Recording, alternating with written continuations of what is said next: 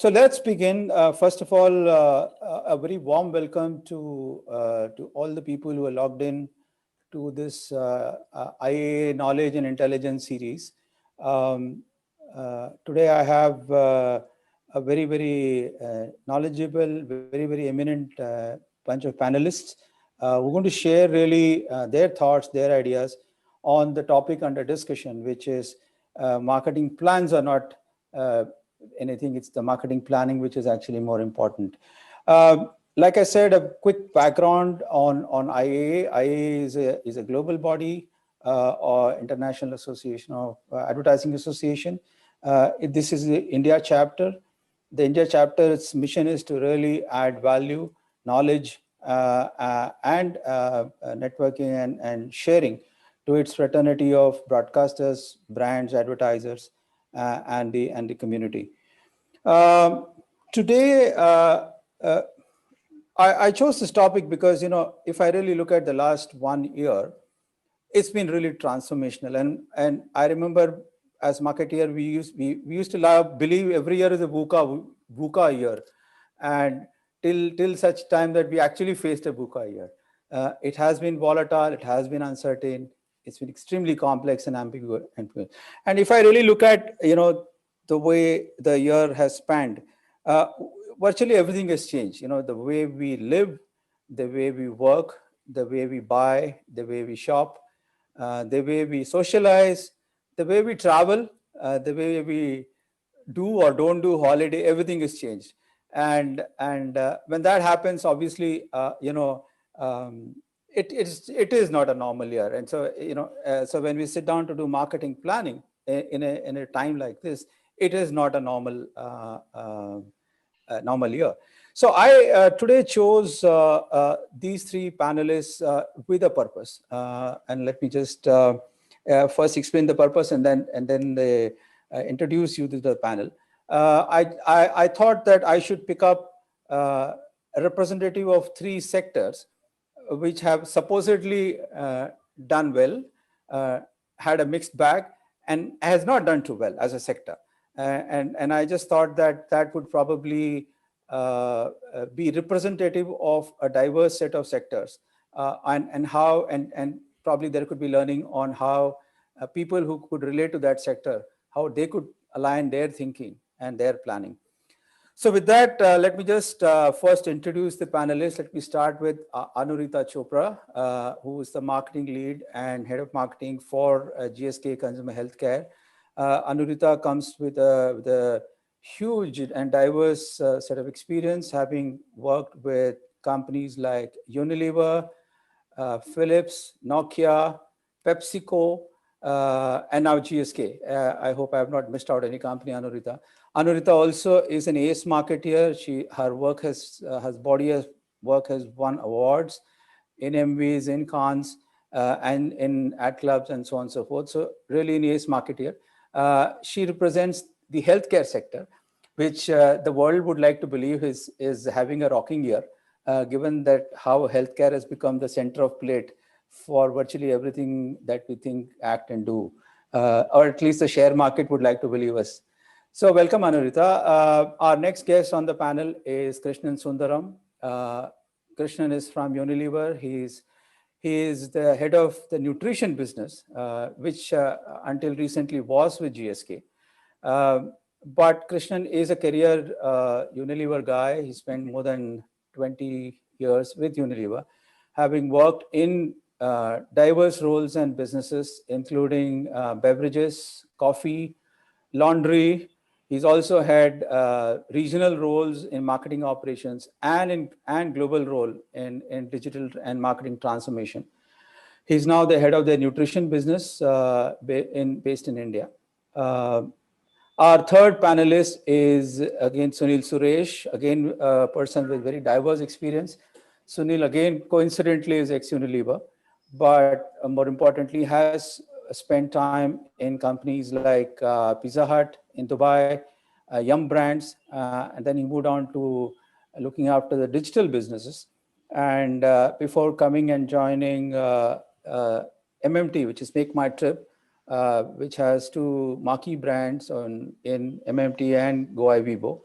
Sunil, of course, is multifaceted. Sunil heads not just marketing, but marketing, digital, programmatic advertising, data analytics, what have you. There is a whole lot of, it's a new age company, it's a new age brand, a very, very successful brand. And Sunil, of course, sits on 100 million plus marketing budget. So that's a lot of money to spend, and hence a lot of planning which has to go through. So that's really the panel. And Sunil, of course, more importantly, is representing the travel and leisure business, which, as you all probably know, has had a really, really rough year, and probably continues to do so as it tries very hard to limp back to normalcy. So that's the panel. Let me just get on with my questions. My first question really is to you, Anurita. Uh, uh, how has the year been, and how, given the ups and downs of the year, what is it that your company has done in terms of actions and in terms of outcome, which is a little different to sort of ride the wave? Thanks, Ashok. Thanks for having me over, first of all.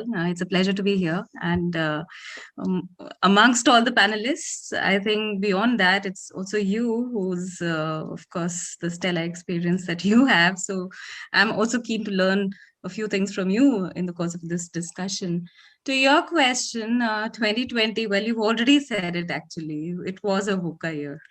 And it was unpredictable. It was, in fact, quite a joyride once we look back at 2020.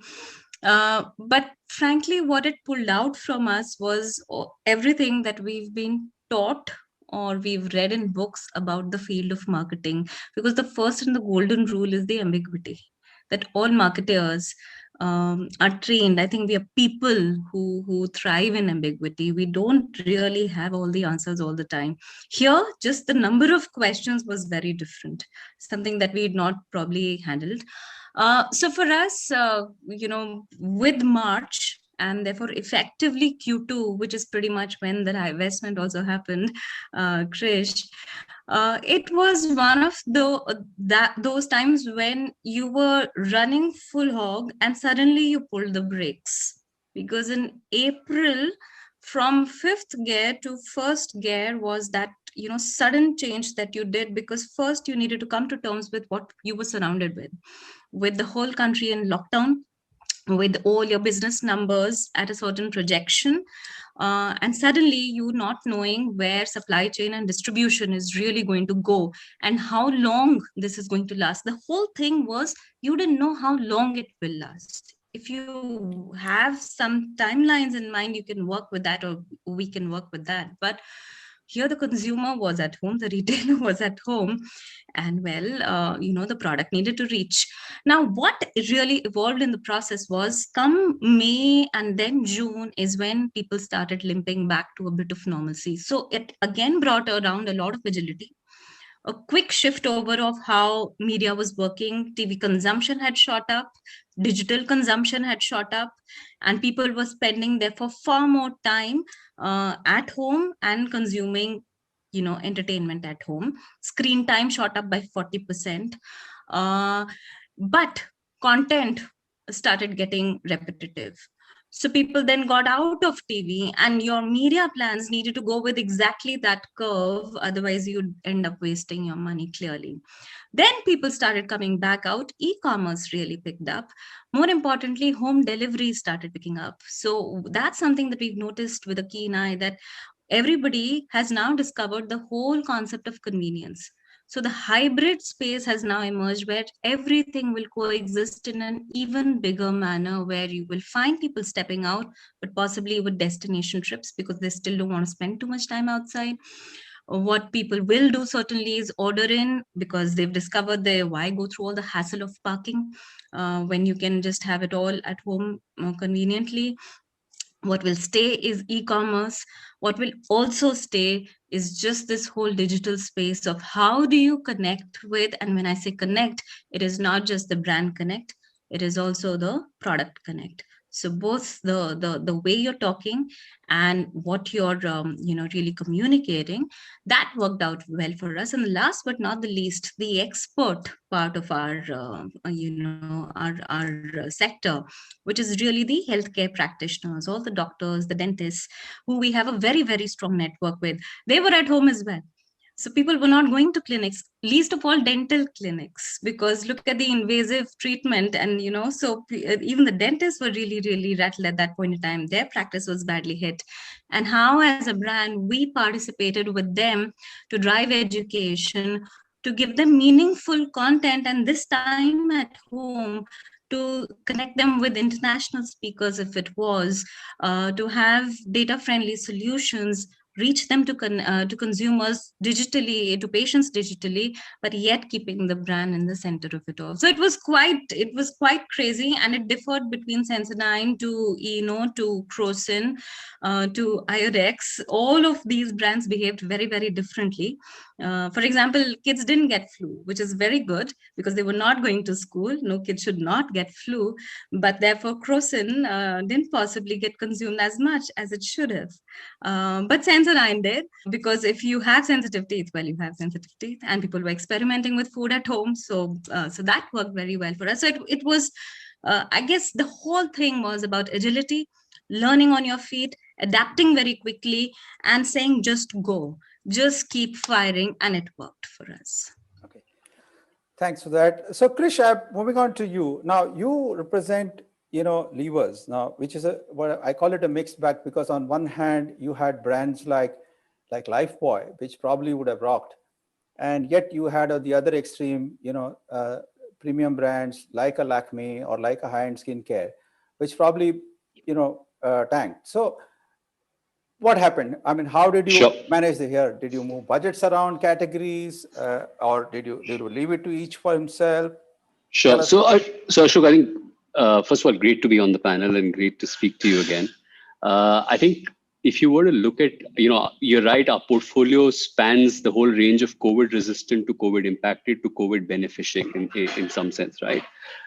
So clearly what we saw, for instance, was that what was on trend was certainly hygiene, was certainly anything related to in-home consumption of food and nutrition. So these were clearly health and hygiene, in-home consumption of food, nutrition was very much sort of topical or had a sort of a tailwind.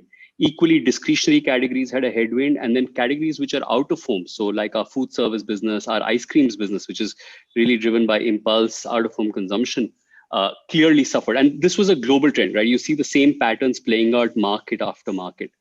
So I think 2 or 3 things that we did. I think first of all, being able to pivot agilely is crucial. And that doesn't just mean Ashok media budgets. It also means, for instance, we had at times we were using our ice creams refrigerated trucks to carry in-home food, right? Because there was obviously no ice cream demand, but there was foods demand. So, how do you pivot your supply chain and different parts of it to work in such time?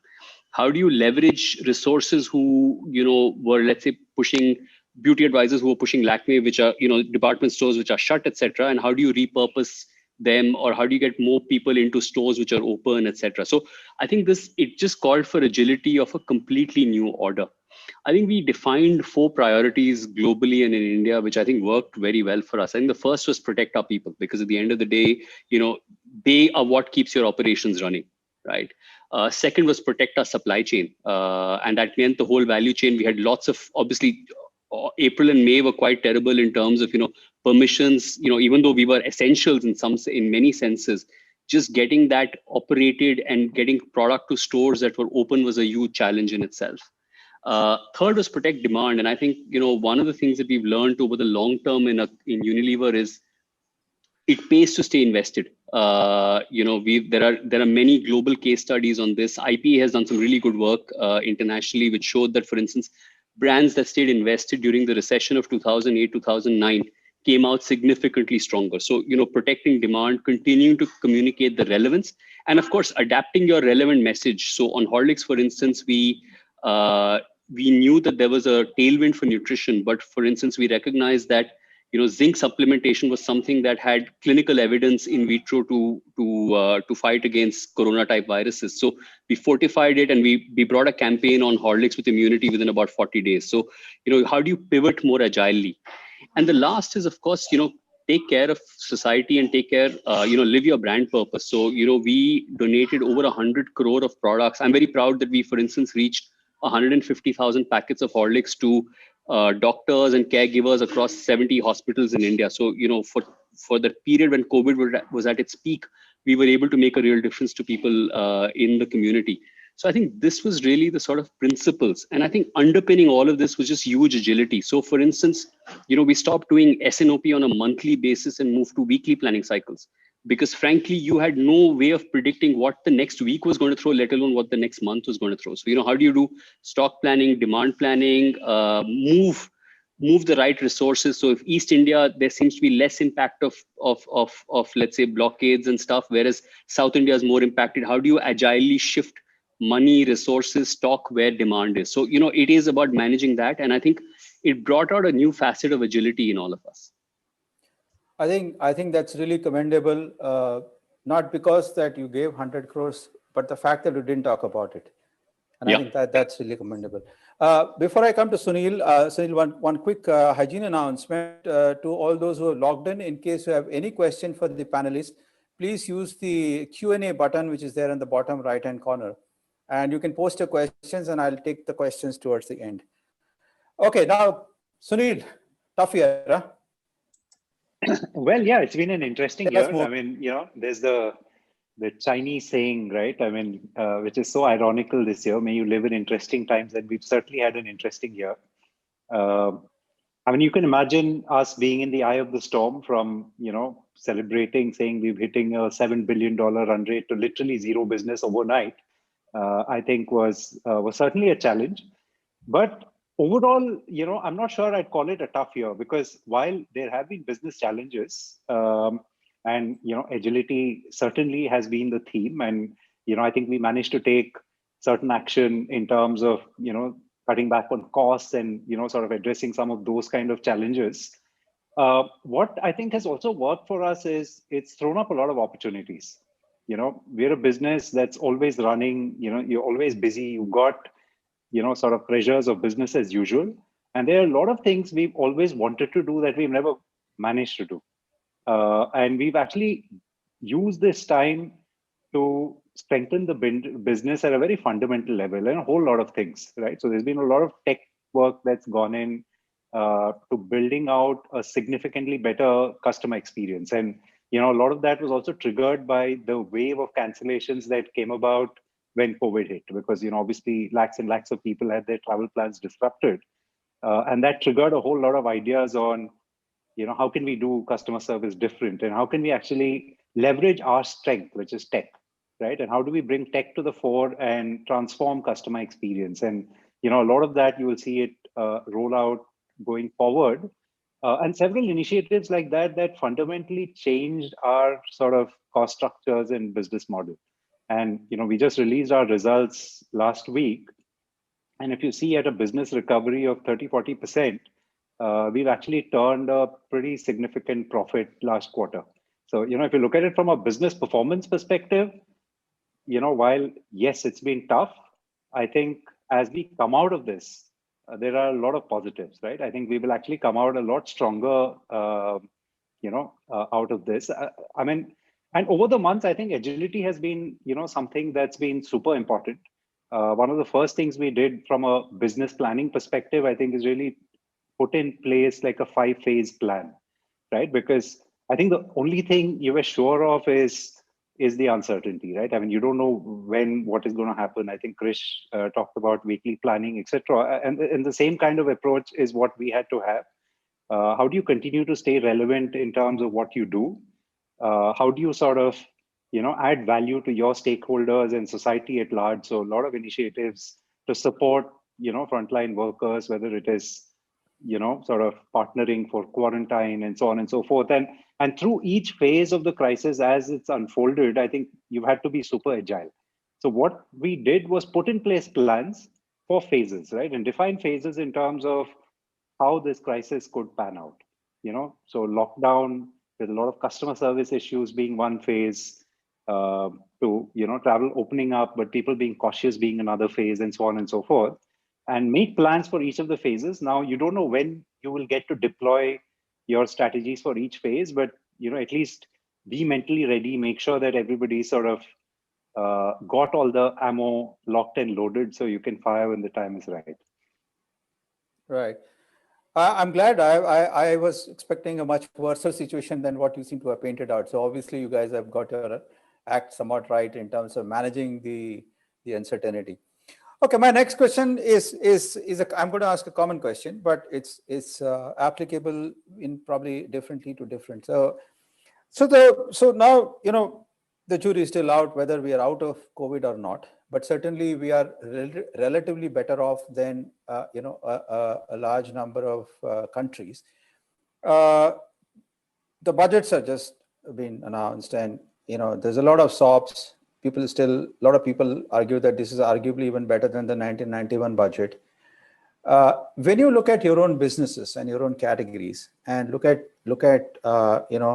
the growth rates projected, the SOPs announced in the budget to drive consumption and growth, pressures from your own parent companies, because some of you are in multinationals, where multinationals, in Krish's case, it's UK, which is under a lot of pressure, and so on and so forth.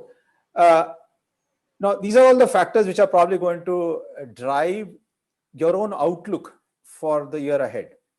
So as a first step to planning your year ahead, how is the outlook for the next year? How do you see the year panning out as you plan for the year ahead?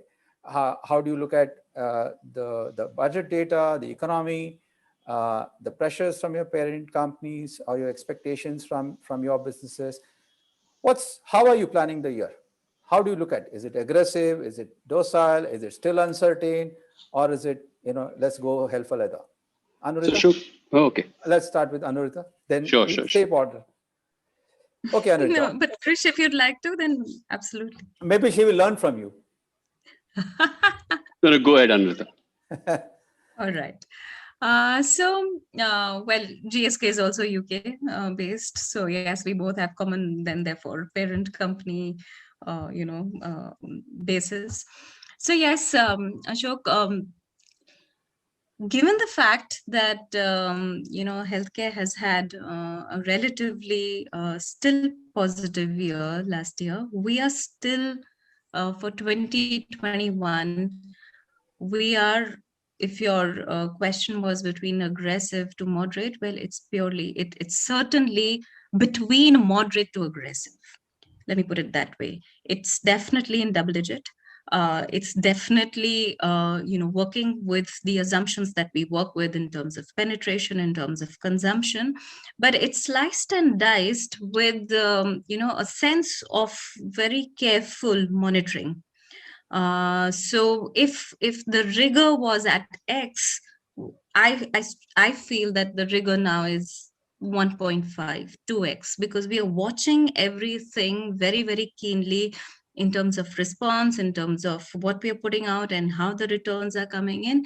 So there's that sense of cautiousness, because, and as you rightly said, that different markets have responded differently. Europe and US are still under a bit of strain because of COVID. But having said that, US has done very well for GSK as well. China has done very well for GSK. So good markets, India has done well. So APAC overall is a bit of a mixed bag, and that's therefore the cautiousness that it brings into how we are committing to our spends, and how we are therefore, what are the, for example, from an innovation perspective, somebody was asking me in another discussion that, is it a good time to drive innovation? My answer is absolutely yes. And why is that so? Is because so much has changed, and yet so much has stayed constant. What has played out this year is that people who have trusted brands, those brands have certainly stayed strong. So it's going back to, when a consumer, and we knew that disposable income is therefore a bit at risk. We knew the manufacturing sector took a bit of a hit. We knew the service sector took a bigger hit, but the manufacturing sector came back. We know from the budget that a lot of infrastructure focuses there. Consumerism is being encouraged with the bank interest rates, etc. People are being asked to spend. And, just as Krish mentioned, that health and hygiene really took a priority. And that's very natural because people wanted to take more care of themselves. They were at home. They were consuming more food at home. They were going out lesser. Probably now it'll pick up, but that'll still take a little time, and it's still going to be fractured.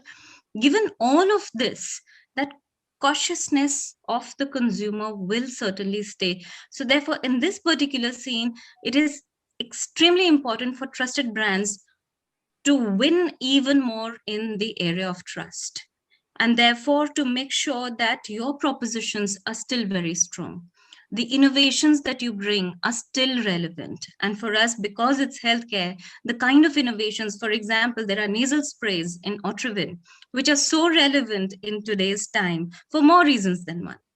Similarly, if you look at, Iodex, which has, for example, sprays, or the formats are changing. Now here consumers are at home, they are looking for better solutions. Why would that change? I repeat, from a Sensodyne perspective, where if you have a condition, well, you have a condition. So those are the, the building blocks that we've kept in mind, where there is a certain chronic condition, there is a certain healthcare condition, well, consumers will continue to come in.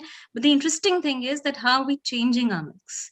So one is the cautiousness. The second is the way we are changing our mix to how, as I said earlier, how the experts will continue to play a role, how digital will continue to play a role, what are the different channels emerging, and how we are going to therefore, of course, partnering with HUL, how we are driving that entire distribution effort. So that's the spirit in which we are approaching this year. Still solid, but a bit of caution, and watch as you walk, but be ready for the sprint. Okay, Krishna, as you answer this question, I want you to add another facet to it, which is when you look at multi-categories and you realize that some category may gallop and some category might still limber. How do you look at budget allocation? Yeah.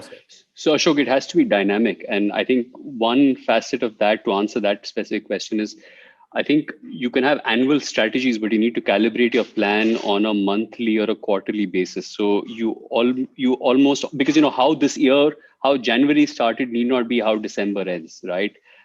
Things will change in the economy. So for instance, if marriages pick up and the government allows more people to attend marriage functions, for instance, that has a direct impact on our beauty business. It has a direct impact on our food service business. Right now, if that changes over the course of the year, for instance, then how you budget allocate to those businesses will change because consumers' discretionary priorities will change. So I think for us, the overall thing is look at the consumer. And I think one of the things about India is so heterogeneous. There is no one consumer. There are people like us who probably were comfortable, cocooned in our houses, didn't really face a financial burden on COVID. Right. Last week, I met a consumer in Chengalpet in Tamil Nadu whose husband was a plumber. He lost basically work days during lockdown, family lost savings. For someone like of that, who is a consumer, buys Dove, buys Comfort, buys Horlicks, for that consumer, she is making trade-off choices saying, can I just give tea to my kids and not give Horlicks, for instance, right? So I think you will see as the economy picks up, as services employment picks up, you will see those consumers coming back into the consuming market. So I think it's really about watching the consumer, having relevant solutions for that consumer, and then really calibrating on a dynamic basis. I think the days where you could sit in January and say, this is exactly what I'm going to do in October, November, December, those days are gone. You'll decide in June, July, August, what you do in October, November, December. So let me ask you a direct question. Is levers going to be aggressive or not? I think, look, Ashok, we build for the long term. And, one of the strengths of HUL and why it continues to thrive and, be where it is that it is always invested for the long term. And I use the word investment very considered manner. So, we will continue to invest and build. And I think fundamentally, the long-term forces at play, which is premiumization, market development, forces that have served us well, They took a bit of a backseat last year because consumers were hurting for disposable income. But it's as much our job and challenge as marketers to, with relevant propositions, get them back into those categories or build new habits in new categories with them, and indeed sustain new habits. So for instance, the explosion we've seen in hand washing and sanitization, for instance, the explosion we've seen in hygiene as a category, the rise of in-home food and the rise of those categories, therefore, it's our job as well to then sustain that. So I think, yes, we will continue and always stay invested for the long term in this country. Okay, that sounds good. But we should probably be prepared for frequent changes of implementation briefs. Always. Okay. Sunil, how do you see the year ahead? Yeah. Actually, I think over the past few months, I think I've gone out of this whole mindset of thinking about the year. I don't think we're even thinking about the year anymore, given, we're in travel and given the situation. The best I can tell you is what's the next quarter, sort of view going to look like. And even there, I think the way we do our planning is very much a revise everything once in 2 weeks kind of an approach. And, I think the good thing for us is the nature of our business is such that scaling up and down is not, as much of a challenge as it may be for, for instance, CPG companies, etc., with the sort of complex supply chains and all of that. And that feeds into that whole mindset. As a starting point, I'd say that we are always aggressive, right? We always believe that there is more to get out there, and given our position within travel, and if I look at our three brands with Make My Trip, Go Ibibo, and we've got Red Bus as well, we actually straddle the entire gamut of travel. Whether that is sort of low-end travel options from the cheapest of budget hotels to buses, or all the way up to charter flights and ultra premium properties. We straddle the entire gamut. And, as we look at the recovery, it's an interesting story because on one hand, we have, the top premium hotels that are actually on significant growth versus last year. Even now, right? Even sort of lapping a non-COVID period. So there are people who actually are traveling. I think like Chris said, it's really a story of different consumers coming out of COVID very differently. On one hand, you've got a set who were not impacted and who really didn't have any option to spend either. So they've actually got a swollen bank balance, right? And they don't have options of going, say, international the way they typically did. They will now travel domestically, splurge on great options. And there's a whole bunch of opportunity there. You've also got on the other end, people who are desperate to get out and take a break. And would probably be looking for slightly more economical options. So net, I think the way we look at our business is be aggressive, be super agile, because segments that can do well, keep changing. So it's premium today, tomorrow it may be, so at the low end and budget. And we're seeing that play out, as we look at our business progression over the past few weeks and months. And I think that's the mindset we are taking going forward.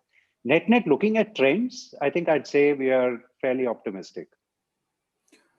Well, that's really gratifying hearing the three of you. I think we are ranging from aggressive to moderate to aggressive to aggressive.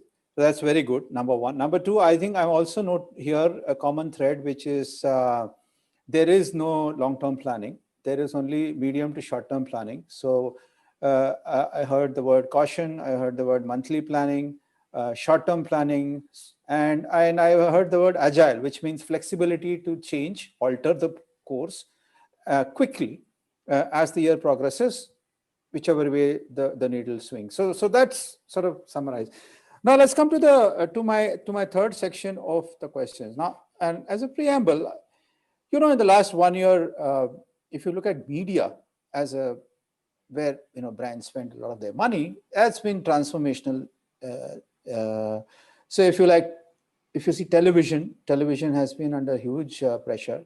A lot of television viewership has gone to OTT platforms, where that's one. Second, measurement has been an issue, as you probably know. BARC is going through its own problems. OTT measurements are not clear, and hence we do not know, even if the eyeballs are coming, where it is going.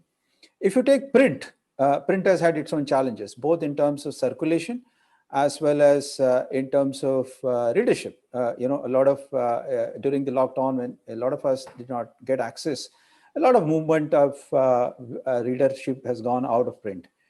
If you take outdoor has its own challenges. If you take outdoor or activation, out of home activation, that's pretty much come to a standstill. If you take cinemas, lesser said the better. It's not even, I don't even know whether, when cinemas are going to come and when new pictures are going to be launched and when theaters are going to be full. If you take digital, now they've had their own challenges as well. So, you're aware of the privacy issues with Facebook and WhatsApp. Google has announced that Chrome is going to ban third-party cookies. Twitter is having its own challenges. So if you see the landscape of media, it's not the same. It's not a normal year, and everything has changed. So my question to the three of you is how do we, now that you've decided to be aggressive, how do you plan to spend your monies? Where do you plan to spend your monies? How do you look at these media challenges, measurement challenges, and how do you actually go about it? And I would really like to hear from each one of you. Anurita? Yes, Ashok. So, as I said earlier, that a lot has changed, but a lot still stays. So, to answer your question, yes, definitely cinemas and outdoor, etc., took a severe hit. It'll probably come back a bit as people continue to feel safer now with the vaccination coming in, and people feeling offices are beginning to start up, etc. Schools will start up anytime soon as well. So that will have a certain role. What is interesting is that TV and digital, despite all the questions on the ratings, that will continue to still stay. Now, how does it change? Of course, now, for example, in the space of digital, you've got search, because that's your first port of call in today's times. People have a screen in their hand all the time, 24/7. So your natural behavior now is to search for any information that you seek, any product that you want to know more about. So that's certainly going to stay. Video and voice are hugely compelling, also because it helps us go into hinterland. And the economy is definitely going to, it's already giving us green shoots of recovery, in fact quite sharp at some levels given the stock market signals. But we feel that digital definitely is here to stay. Now, of course, there are privacy issues. Of course, there are questions that come. But is it changing consumer habits? Is it changing consumption? Absolutely not. It's just skyrocketing. What is challenging, however, is the single screen measurement, which is TV and digital. And if you're trying to combine reach dynamics and frequency dynamics, then what are the ratios of spends that you need to allocate? And of course, all marketers are trying out different options. And of course, we're talking with our partners in the digital world to figure out whether there is one unified way of measurement.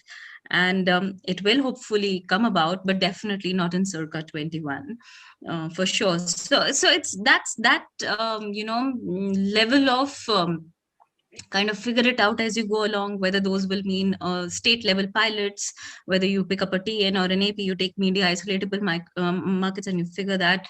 That's one. Second is OTT. Yeah, absolutely right. OTT is here to stay. OTT will only grow. From a TV consumption, now this is where, totally depends on your brand and your overall business and the shape that it is in, and the kind of, maturity of that business as well, or the kind of sector that your business is in. It totally depends, because if you're in a mass business, then in India, you cannot ignore TV. The dynamics of your channel mix and your genre mix may change, and it better. But again, we go back, I think, to the mantra of this entire panel today, which is agility. Because earlier, if we were monitoring and we were getting, campaign metrics and media performance metrics, etc., and we would look at it at the end of the campaign, which is 4 to 6 weeks, if at all. No, this is now, it's real time. both digital as well as TV. It's in the space of digital, we are looking at assets and performance literally daily, actually, and so that's one. And the second is weekly measures, and so that we don't lose time when you're making changes, and quick alignment. The other thing that will work for organizations, which we've learned over the last year, is quick decision making. Move, take the call and make that change. Yeah. Okay. So Krish, how do you see it? Do you see large scale money is moving into digital? So Ashok, I think let me make 3 points. I think first of all, some of the trends, COVID has been an accelerant. So the long-term shift to OTT or to digital, for instance, is a trend that's in India accelerated with the expansion of data being cheap, etc. So COVID was an accelerant, but it's a long-term trend.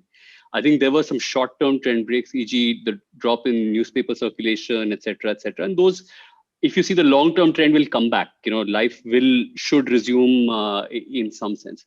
I think the second thing is, for us as marketers, we have to follow the eyeballs. So frankly, we will go where there is reach and keep optimizing accordingly. So that meant through all of 2020 that we did keep changing our media basket in which we were investing, because you have to keep seeing, if consumers aren't traveling outdoors is a waste of time, right? If newspapers are hitting 20-30% circulation, then advertising in newspapers is not necessarily a value proposition, let's put it that way. And that's changed also over the course of the year. So we've come back into print, we've come back into outdoors. So I think we have to follow the eyeballs, and that's where that's our primary job. We need to reach as many people and land the message. And I think the third one, as Anurita said, is I think we've also had to learn and experiment along the way, right? There are no holy cows in this. You have to keep trying out various things and seeing what works. Yes, it is frustrating as a buyer as a consumer of media and as a buyer of media not to have consistent matrices across all the platforms that you invest in. So that is a frustration that remains. But that said, you have to keep trying and experimenting, and that's the and we keep getting better at it over time. Okay, Sunil, your views? Yeah, I think obviously the past few months we've been doing quite a lot of experimentation, particularly on digital. But while we haven't invested on TV with travel being muted, etc., on digital we've done quite a lot of investment. Now, overall, if I look at digital versus offline, I mean, between our performance and everything, I'd say we anyway spend like more than 60-70% of all our money on digital, right? I mean, that's always been the case, particularly if you look at performance channels, whether that's search or, the so-called meta channels, people like TripAdvisor, etc., that sort of feed into our business. The performance side of things, I think the big focus really is on return on ad spend, right? And on attribution models, which is to sharply sort of justify every dollar that you invest there and make sure that it's a profitable dollar, right? So I think that's the relatively easy part, especially for a business like ours, where all the sort of transactions are pretty much real time. You can track it and so on and so forth. I think the challenge really is on the brand side of things, right? And on brand digital, much as I think digital is the future and all of that, I think there are a few challenges that we've noticed, right? One is digital actually is a great leveler, right? You can be a big brand, you can be that little startup that just started yesterday. As far as the consumer is concerned, it looks pretty much the same. And therefore, I think a big challenge in digital is also how do you sort of build brand stature? And how do you what's your model of marketing on digital? And we've had a lot of learning, right? I mean, we started out with typical brand out sort of messaging, led us down a certain path up to a point where now I think it's much more about how do you sort of build association and drive conversations, right? I think that for us is something that we're seeing seems to be working pretty well. So it's a lot more of bringing on, sort of influencers, bringing on, people that consumers at large want to engage with, and sort of attaching the brand message to that, right? I mean, so I think a lot of experimentation on digital. There's going to be, I think, a lot more experimentation that is going to be required for sure. As far as TV and some of the other channels are concerned, I think certainly in the short term, we do believe that some of those channels are relevant, right? I mean, certainly about getting you that that reach and scale fast, and also sort of building salience in a sense, right? So I think investment there will be required. I think the one thing that we are doing is putting in a lot of work in terms of market mix modeling, and sort of trying to track back the efficacy of different channels. As much as possible, we try and do test control so that we get a very clear read on what we're getting out of our investment. So yeah, so I think the hope is one day we will figure out which 50% of our marketing we are wasting. So I think that's a journey that we are continually on. Okay. So my last question really to the three of you before I sort of throw it open to the audience. Very sharp question. What are the three critical success factors, yeah, which needs to sort of fall in place, else your plan could go awry? Anuradha? I think, the one word which I mentioned earlier, which is the mantra of this session today: agility, alignment, and consumer spending.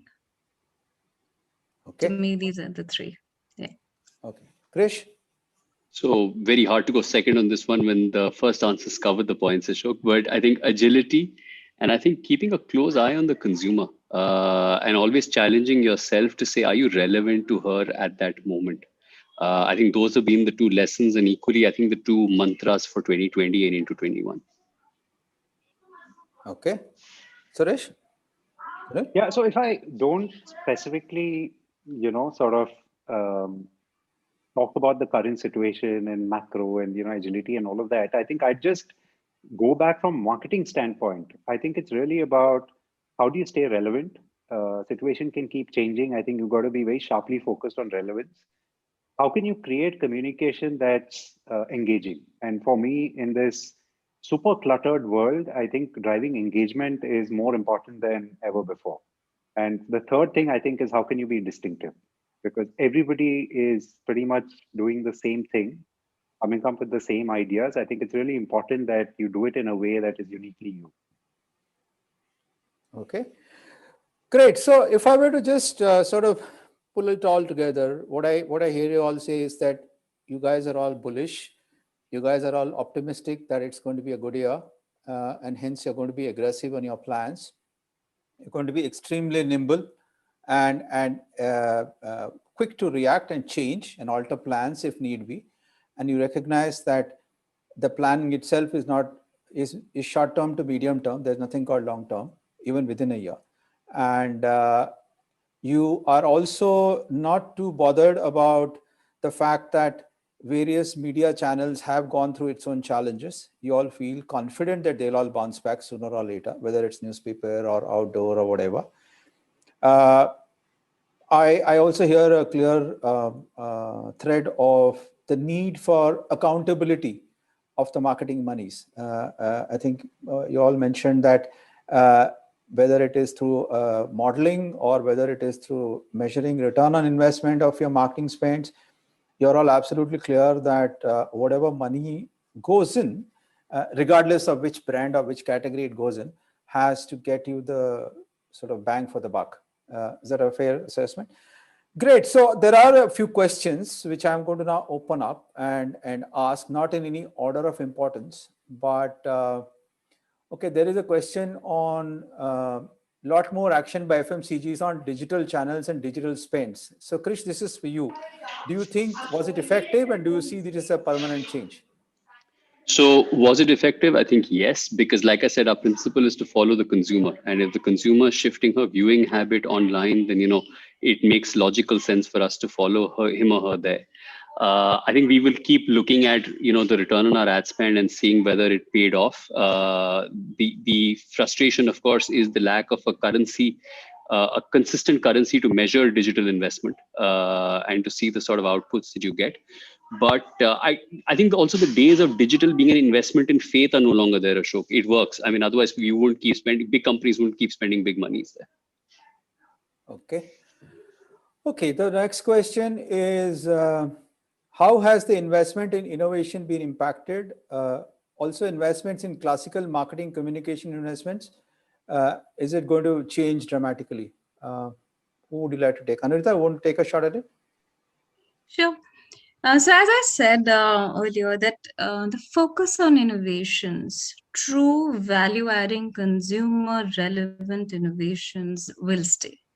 What was critically needed for a market like India, what would make a significant difference in the life of any consumer, as long as the insight, the proposition, and all the mechanics are in place, it's as good a time as any other. So the innovation pipeline is rich, and we'll continue to surge forward, bringing meaningful and driving meaningful innovations for India.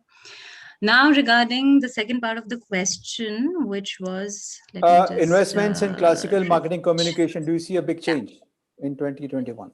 Well, again, that's something that we covered already, that TV stays for sure, and the nature of the mix will keep changing. But what's interesting is the whole OTT, the emergence of OTT, digital, definitely. So, it's now no longer considered to be traditional versus digital, because digital is now pretty traditional in my view. Right. It's just that it will keep evolving, and you see the last consumer sitting in upcountry UP, sitting and playing a video game or watching content, Bhojpuri content in upcountry. Well, that's how it is. And this is their singular personal screen of entertainment. So as a brand, you better be where the consumer is. So it's no longer to me new age. It's just that as marketers, we need to keep evolving and keep understanding that which is the mix which is working and is relevant today and tomorrow, and just move along with it. So that's how it is going. Okay. Okay, so the next question, I think, Krish, you can take this. Do you see a change in behavior between the rural, small town, and the metro consumer in the year ahead? And would you be handling them differently? So we saw that even last year, Ashok, to be fair, because the scale of COVID impact was very different in rural India. And even in rural India, for instance, very different in rural UP and rural Bihar, for instance, versus rural Tamil Nadu or rural AP. So I think India is a very heterogeneous country, and one of the things we're very proud of is that we don't have a India strategy. We have a winning in many India strategies. So, per se, that means that what I do to win in Tamil Nadu is very different from what I do to win in Bombay. And equally, between Bombay and Pune, there may be variances between Bombay and Nasik, certainly, or between, Bombay and upcountry Satara, there'll be differences. So I think in a company like HUL, that's baked into our ethos and how we work. So yes, there are differences. There always have been. And there will be differences. There will be things that converge as well. For instance, sanitation and hygiene is a common need. Need for immunity is a common felt need. You can do a consumer visit in Jalgaon, and you can do a consumer immersion in Delhi, and they'll tell you the same thing, right? Everyone claims to be drinking more kadha and washing their hands more often, etc.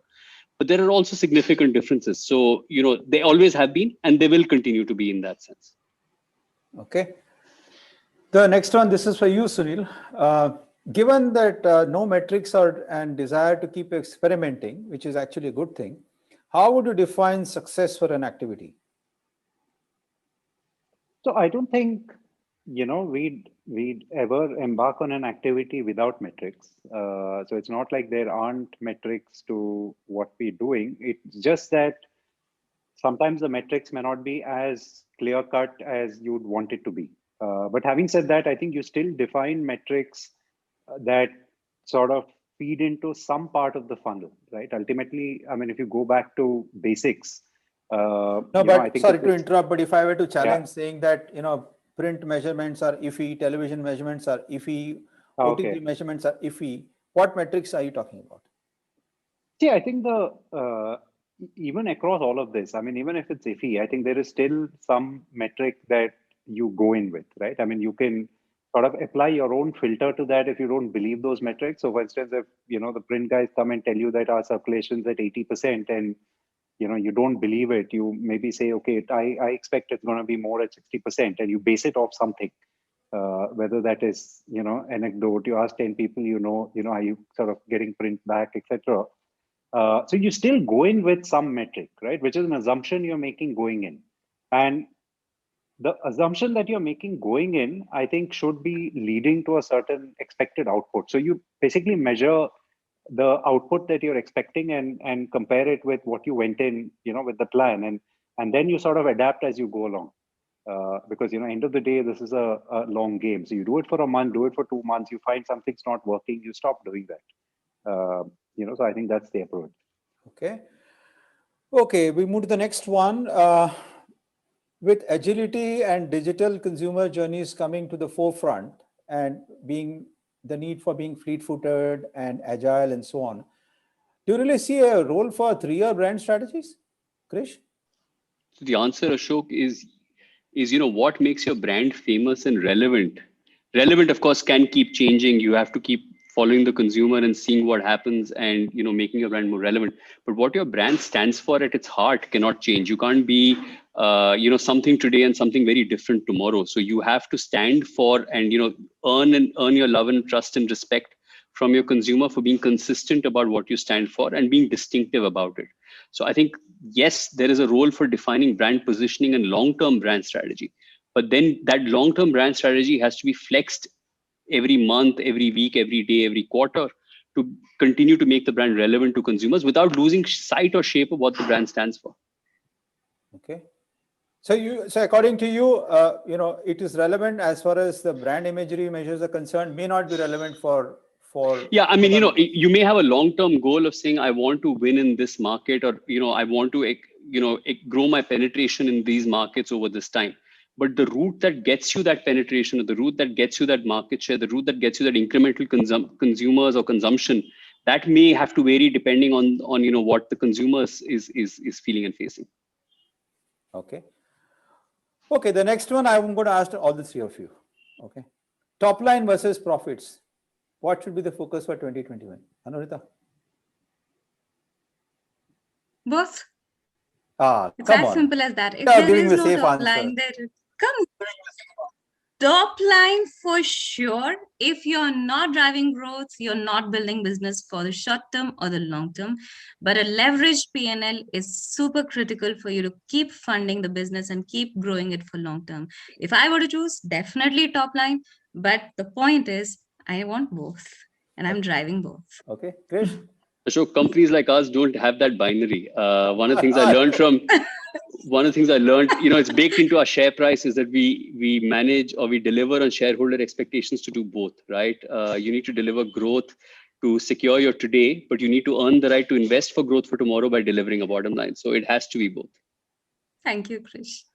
Okay, Sunil answer is a new generation startup company. So obviously it's top line. Am I right, Sunil? You know what? Actually, top line growth is implicitly built into everything we do, right? Saying a 20-30% growth is something that is table stakes. I mean, I don't think anybody gets excited with a 20-30% growth figure coming out. So that's something we definitely cannot give up. Having said that, I think a big part of our focus over the past few quarters actually has been on profitability. So, I'll say that growth is table stakes. We are assuming that will anyway happen. So I think the challenge for us really is how do we do it profitably? Okay. Okay, so the next question, probably this is more for Krish and Anurita. Are marketeers going to spend more and more on Amazon, Flipkart, and e-commerce? I think they're talking about trade spends here. But is the spends more and more going to be on the e-commerce platforms? Look, again, Ashok, follow the consumer. If the consumer is spending more time discovering brands and products on the marketplace platform, then it is logical that brands move some part of their search spends appropriately, right? You have to follow the eyeballs. If the eyeballs on there, then of course we won't. But if there is increasing consumer discovery, or, it's a core part of the consumer journey, for instance, to say, she's searching for not brands and SKUs, but searching for categories per se, then it makes sense to move monies there. What do you think, Anurita? Absolutely. Be where the consumer is, be where the fish is, and I don't think we have now the luxury to choose whether or not. The question is how much and how fast. So no more retail display contests? Ashok, country like India, you need everything because you have a thriving GT ecosystem as well, right? Which is not going anywhere in a hurry, and will over time will morph into an omni-channel sort of reality. So I like the way in which all of you are giving such safe answers. But it's true. But the reality is, it is both, Ashok. So okay, great. Oh, brilliant! We are doing bang on time. So I think any other point anyone wants to make? A quick comment. Great. Then I would like to bring the session to a close. Anurita, Krishnan, and Sunil, thank you so much for your precious time and your valuable inputs. I would like to thank you personally and on behalf of IAA for spending this time and sharing your thoughts, sharing your game plan. I'm sure a lot of us would find it useful and valuable. Also would like to place on record on behalf of IAA my thanks to Intelligent Insights for putting all this together. And I hope you all have a great year, and I hope we all have a great year too as media, marketing, and brands and the ecosystem and the fraternity. So good. Thank you so much. Stay safe. Thank you. Thank you. Thank you, Ashok. Thanks for thank you.